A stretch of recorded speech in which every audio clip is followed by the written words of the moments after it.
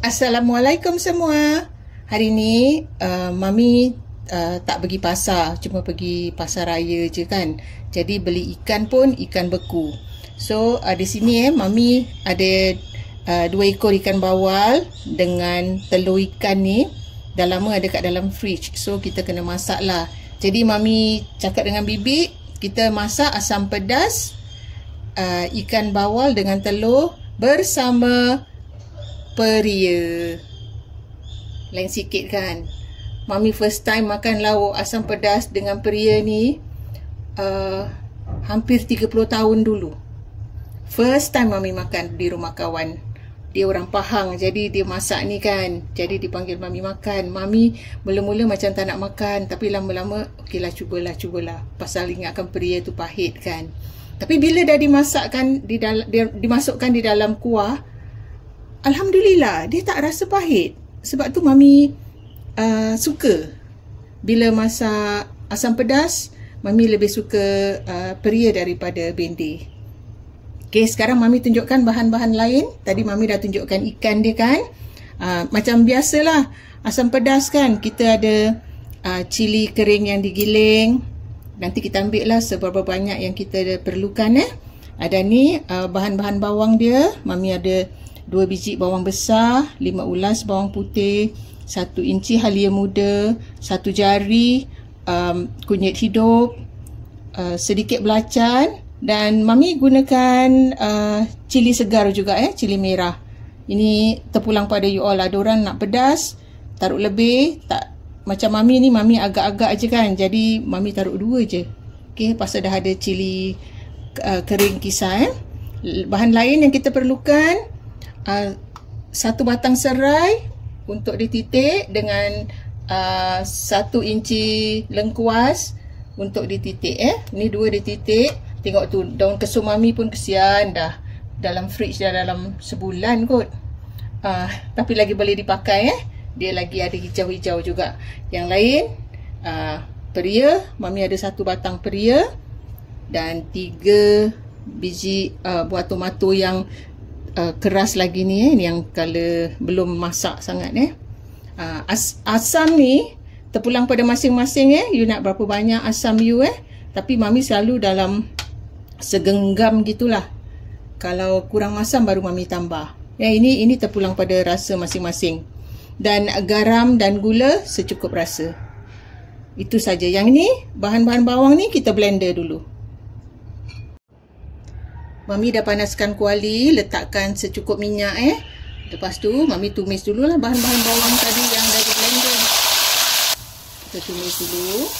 Kita letakkan dah tadi lengkuas dengan serai yang dah dititik. Mami selalu tak ketuk lengkuas tu, Mami giris saja. Okey, kita tunggu dia wangi dan macam garing sekejap, baru kita masukkan cili giling. Okey. Sekarang ni baru kita letakkan cili kering yang kita giling. Kita agak-agak lah, kita nak berapa banyak.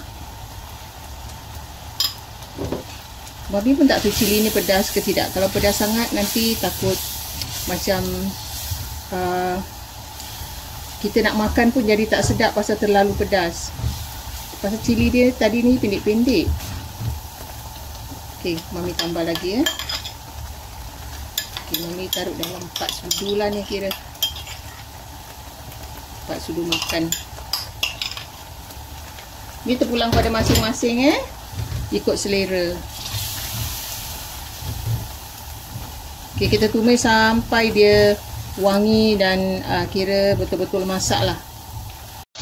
Okay, bila rempah kita ni dah garing dah macam gini minyak semua dah naik atas, Mami letakkan daun kesum.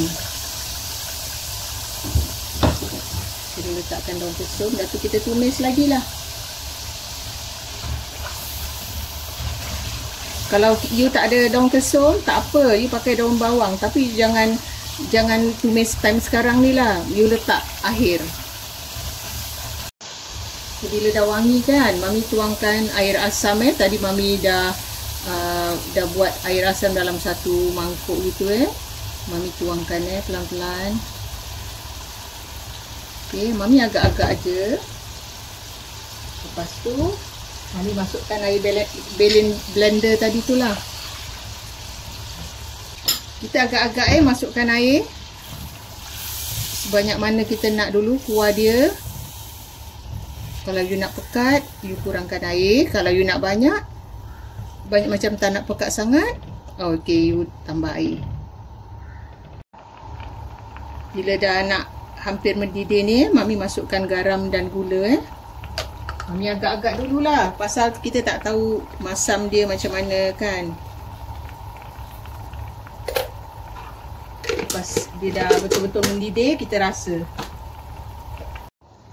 Ini Mami dah adjust rasa, dah ada masam, masin. So sekarang Mami masukkan dulu peria. Pasal Mami nak dia lembut, jadi Mami masukkan peria. Kasih dia masak sekejap, nanti baru Mami taruh ikan. Mami sebenarnya tak pernah masak asam pedas ikan bawal. Ini baru first time.